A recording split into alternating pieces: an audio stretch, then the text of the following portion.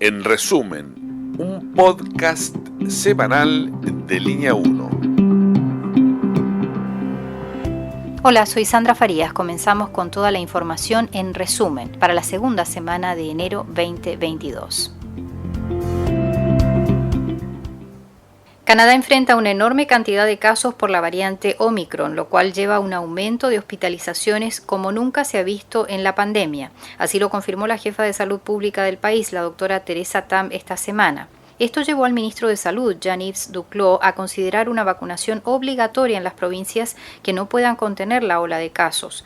Algunas provincias están en acuerdo, pero Quebec, Ontario y Alberta son firmes opositoras. Canadá no sería el primer país en tomar una medida así.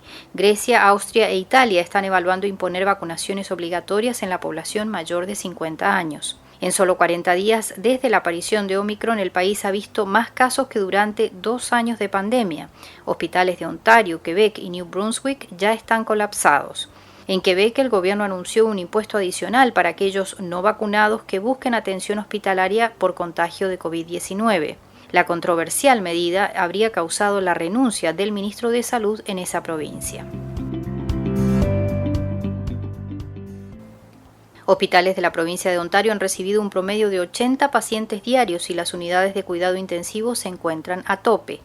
Omicron contagia mayormente a personas no vacunadas, pero también a vacunados cuya protección ha decrecido desde su última dosis. El índice de mortalidad por Omicron se estima 5 veces menor al de variantes anteriores como Delta, pero ello no significa que los sistemas de salud puedan atender a esa enorme cantidad de población que requerirá de algún tipo de atención. El riesgo de hospitalización y muerte por Omicron es 54% menor que con la variante Delta, de acuerdo con un estudio de la Oficina de Salud Pública de Ontario.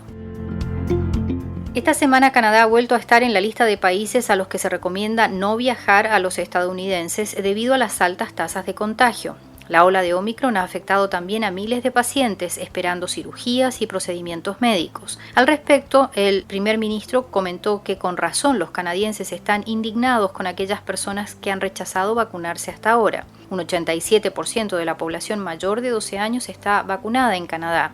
Países con tasas de vacunación superiores al 90% han podido manejar más fácilmente la ola de Omicron ante un menor índice de hospitalizaciones. El gobierno federal ha impuesto vacunación obligatoria a todo el personal de servicios públicos, pero aún así en Toronto 350 empleados del servicio de transporte fueron dados de baja en el último tiempo por no querer vacunarse. Si bien las vacunas ofrecen bastante protección de enfermedad severa, son tantos los contagios que se está viviendo una crisis de salud pública en hospitales y en servicios públicos esenciales, como ambulancias, en el transporte público, como TTC y servicios postales, por ejemplo. El alcalde de Toronto, John Tory, dijo que los servicios municipales están viendo una tasa de ausentismo del 50 al 60%. Paramédicos no dan abasto para atender emergencias, ya que a la falta de personal se agrega el problema de traslados de pacientes con COVID-19, lo cual consume la mayor parte de las ambulancias y el personal durante todas las horas del día. La complejidad de la situación en casi todas las provincias fue analizada en una extensa reunión de los gobernadores provinciales con el primer ministro Justin Trudeau el lunes 10 de enero en su primer encuentro del 2022. Allí se decidió apurar la entrega de más antígenos y de nuevas terapias para atender a los pacientes convalecientes. Las provincias reclamaron al gobierno federal recursos para poder expandir la capacidad de atención y disponer de más camas y personal de salud. El problema de fondo es que el manejo de la salud durante pandemia sigue estando a cargo de las provincias. Por ello, el gobierno federal no puede intervenir a menos que sea solicitado por esa provincia. Ese fue el caso con el envío del personal militar en estos días a una reserva al norte de Ontario, donde la mitad de su población estaba con COVID y no había quien pudiera ofrecer servicios, distribuir alimentos o medicamentos. El premier de Ontario, Doug Ford, confirmó el regreso a clases presenciales de más de 1 millón de estudiantes para la semana del 17 de enero. Familias, docentes y personal educativo están con muchas dudas respecto del retorno escolar en medio de la peor ola de Omicron. Se estima que las escuelas tendrán menos personal en general y se anticipa que el personal docente suplente será escaso por la elevada tasa de licencia por enfermedad. Aún así, expertos infantiles en el país opinaron que mantener a los estudiantes aislados en clases remotas causaría más daño psicológico que el permitirles volver a las aulas. El gobierno de Ford prometió tener listas además máscaras N95 y pruebas de PCR para el personal docente, purificadores de aire en las aulas, así como antígenos para distribuir a los alumnos.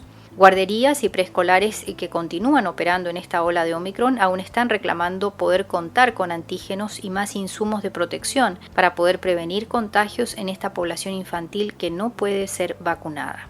El personal de guarderías está indignado porque no ha sido colocado en primera línea durante esta crisis. Por ahora, también se expandió la lista de síntomas revisados en niños en edad preescolar para prevenir los contagios. Ahora se incluye cualquier síntoma de resfriado común como catarro, dolor de garganta o cabeza, y si hay más de 2 síntomas, se recomienda un periodo de aislamiento de 5 días. Cuando reinicien las clases a partir del lunes 17 de enero, estudiantes mayores de 11 años en caso de contagio que ya hayan sido vacunados deben permanecer aislados 5 días. Estudiantes sin la doble vacunación deberán permanecer aislados por 10 días. Las máscaras N95 pueden reusarse hasta 25 días siempre y cuando sean descontaminadas después de cada uso. Para descontaminar su máscara, use una botella de aerosol tipo spray que contenga un 10% de peróxido de enjuague bucal y déjela secar a la máscara durante un día. Investigadores del Instituto Pasteur en Francia concluyeron que Omicron es una variante resistente que puede evadir los anticuerpos generados por las vacunas o en individuos ya contagiados con la COVID-19. Ello explica que sea un virus tan contagioso, es decir, quienes se han enfermado en la primera o la segunda ola pueden volver a enfermar con esta variante.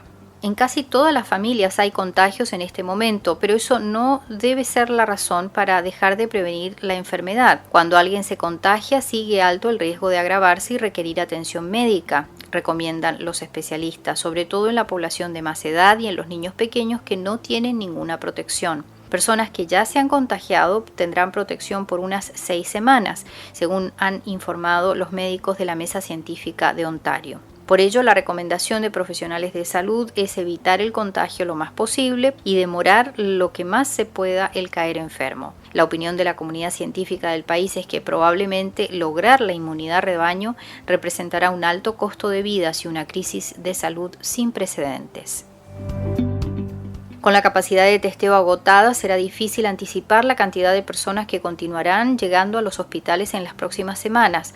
Por ello, evitar un contagio en este momento es crucial para poder mantener el sistema de salud a flote para quienes lo necesitan. Si se confirma la tendencia vista en otros países como Sudáfrica y Reino Unido, Omicron crearía una ola de COVID-19 de aproximadamente 4 semanas de duración con altísima cantidad de casos.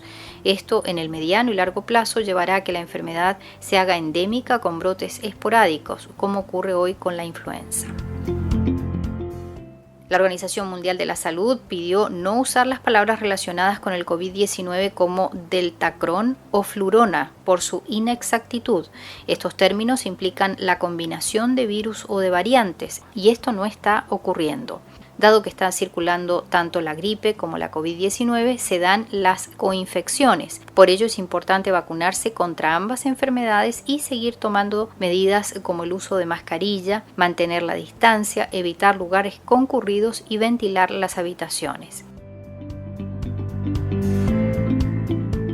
Dado que la probabilidad de que se produzcan nuevas variantes del coronavirus es mayor en las zonas superpobladas en las que aún no se ha vacunado a la población, es de interés global alcanzar el objetivo de cobertura mundial del 70% de la población más que administrar dosis de refuerzo.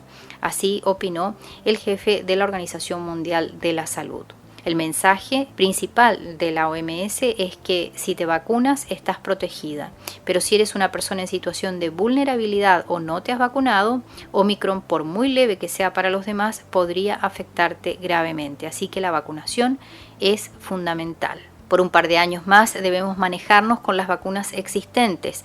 Mientras tanto, equipos científicos trabajan en el desarrollo de una nueva vacuna que podría ser efectiva contra todas las variantes del coronavirus y que además impidan su contagio. En resumen, un podcast del Consejo de Desarrollo Hispano junto al programa Yo me vacuno de la Agencia de Salud Pública de Canadá.